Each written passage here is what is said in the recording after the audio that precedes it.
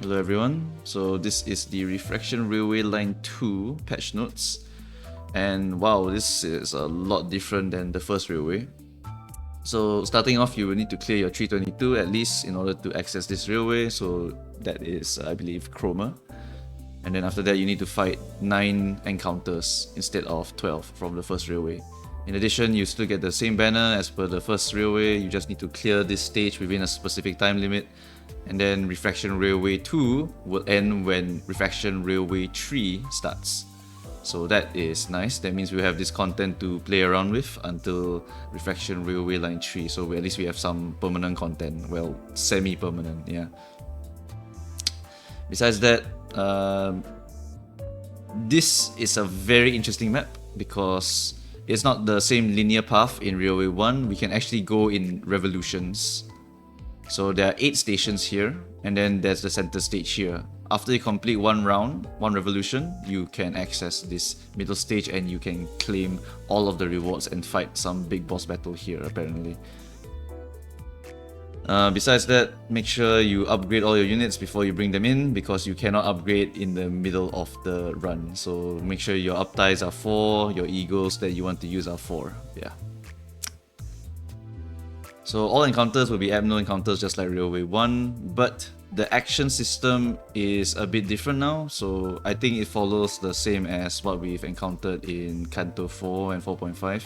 If you bring 7 sinners, if you bring 5 sinners and you have 7 max sinners, you do not get extra skill slots. So it does not become 6 or 7 skill slots. So it will just stay at 5 if you bring 5. It doesn't go higher. So in line 2, this is exactly what they're going to do, which means that you cannot bring your you cannot bring 5 characters and bring, like, maybe you want to give Sinclair 2 actions. So you put him as your first option and then you bring him with 5 members, you will still stay at 5 actions. It doesn't increase. So it really promotes bringing 7 sinners and makes it so that you can't really try and reroll to get the best moves of each character. For example, Rabbi Heathcliff's Quick Suppression. So this is something that they're trying on, and then after that they will see whether they want to change it. So I honestly, I think it's fine. The previous system was also okay because you could do some team comp building around it, but at the same time it also made it so that you would always use the strongest units. So you would just try to bring Rabbi Heathcliff, maybe Ryoshu, so you can spam their skill trees in order to get the best options. Right? Because why bring a weaker unit when you can bring a stronger unit and just unga bunga with that stronger unit's moves? So because of that, I think that going for this route is a little bit more fair, I guess. It makes it so that you actually do want to bring a team of characters that work well together, rather than just trying to shoehorn all of the actions into the most busted units in the game. So that's my personal feelings on this. If you really hate it, then well, just, you know, feedback them. Combat details, so now you do not heal when you go to the next stage and you don't bench your identity. So you would need to bring healing. Yep, you need to bring healing of either HP or SP. And I believe if you corrode in the previous map, it actually brings over the corrosion to the next fight. So you will still corrode on the next fight. Forfeiting a stage reverts you to the state immediately before entering a station. These two here seem to be the same. The main thing here is that you cannot reroll anymore and you do not heal anymore. So the reroll one is because they don't want it. So they don't want it to be a method where you literally just reroll until you get Mutilate, Quick Suppression on turn 2, and Chef Ryoshu's skill trees on maybe like turn 2 as well. So this is understandable, honestly.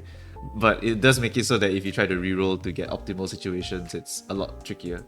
Which means that this is definitely just more focused on team comp building rather than trying to reroll to get specific strong moves. You can reroll the first stage, but besides that, you cannot reroll any other stage. So once again, if you hate this, just feedback them. But honestly, I think this is totally fine because I don't think the game was meant to be played with a hardcore rerolling. And then another thing that they added here is upon defeat, you can either revert and retry the whole stage, or you can just push through and your enemies will not heal up, and you'll be able to try and clean up with the second team. I'm not sure why this matters, but there is one line that does give me a hint onto why this may matter. And lastly, you cannot change your ID or ego loadout. This one is pretty obvious. So total turn counts is here, total revolutions is here. So why are they keeping track of the revolutions is because you can choose a buff for your allies at the end of every revolution, and you also choose to buff your enemies at the end of every revolution. So it's because of this line here that I think that this part here might matter a little bit, because you may revolution so much that the enemies become crazy hard, and then you might need to sacrifice one team in order to push through to the next stage. So that's why I think that this line is here now. But yeah, this is a very interesting line. I think it just means that there is going to be a challenge. This is going to be our end game challenge mode. It's like the Arknight's CC, right? You can just keep going, try to make yourself stronger, and try to deal with the enemies that you are choosing the effect for. Take note that the enemies also get one fixed effect every revolution. So maybe it's like the MD2 heart, where they just get a little bit more clash power, a little bit more coin power. Besides that, you also need to choose one beneficial effect for them as well. So I'm curious to see what these are, because this could mean some very interesting endgame pushes to try to get a lot of revolutions. I'm gonna definitely give this a try when the game comes out. And then you can revive one identity every 5 revolutions. So I think the scaling is not going to be very high if they make it 5 revolutions. So maybe it will just scale really slowly until 5. And then also take note that you don't have to do this. If you just want to full clear, you just need to do 9, which is just go 1 revolution and then go for the middle. But for anyone else who just wants to challenge themselves and just keep going, you can just push through. So I like this concept actually. It feels a little bit more fair. In addition to that, right, the banner I believe now updates. Let me scroll to that part. So according to the banner, right, they make it so that it records your stats upon clearing the 9th station, and it includes your revolution count. So this will be your kind of ego, right? You try and push as many revolutions as possible. You're not re-rolling to try to get the lowest turn count, but your turn count is still being recorded. But for endgame players now, revolution count would probably be the main thing to be flexing on. Yep.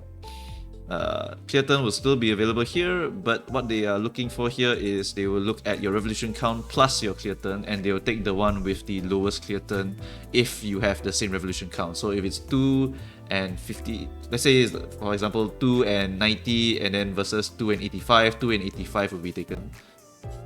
So this is quite interesting. I guess we will have to see which team comp is the strongest for this railway. I already have in mind, I want to try W Corp for sure, unless the enemies are very blunt focused, in which case it's maybe N Corp gang for the first run. Have to go and see what their resistances are on the first run. Yep. Okay, so besides that, yeah, I don't think there's anything else to talk about here. You can just claim your rewards after your 9th run, and you can get the season 2 to 3. You get the season 2 3-star guaranteed 10 pool as well from this. You can also get some decorations, and you can get a level boost ticket. So yeah, there's a lot of other rewards. It's the Railway 1 rewards basically. Hopefully they don't have that weird bug where you can just claim the rewards like 9 times or something. Besides that, these are the banners that you might be able to get, and take note that these are subject to change prior to release. So that is it for Refraction Railway, the patch notes. I'm very looking forward to this. Holy shit, man. So now no more rerolling, but they let you go infinite. So the infinite part is really what is going to make this very interesting. I'm going to see how far I can push, and then I'm going to see how many clear turns I can probably get. I'm gonna try maybe W Corp. 7 sections out also, but 7 section only has 5. Actually no, I can probably get some alternate fillers. I think someone said like Faust had a guard skill that I missed out. Yeah, guard skill that gives lust. So if I use that and I get Wrath from Heathcliff, I just need to get Pride, which comes from K-Kop Hong Lu. And then I just need one more Unga Bunga / damage dealer. Maybe Sang Dawn for the speed. I think someone said that as well. Or maybe W Dawn just for rip space access. because it's slash fragility after all. Man, W Corp gang, Liu gang I guess could work. 7 section gang, maybe we have to give that one a try. Oh man, I can't wait to try it. I just want to see what the buffs are every single rotation, because this could be a very interesting one. If I don't know, it's just this single beneficial effect for your ally, right? It just makes me think of like MD2 hard, where I can get maybe a beneficial effect that really game changes how I play with my team comp or something like that. This could be very fun to experiment with. But yeah, I'm looking forward to it. Hope you guys are looking forward to it as well. And that is all for this video. I shall see you guys when the coinage for Faust and Heathcliff are released. Alright, goodbye everyone. Thanks for watching.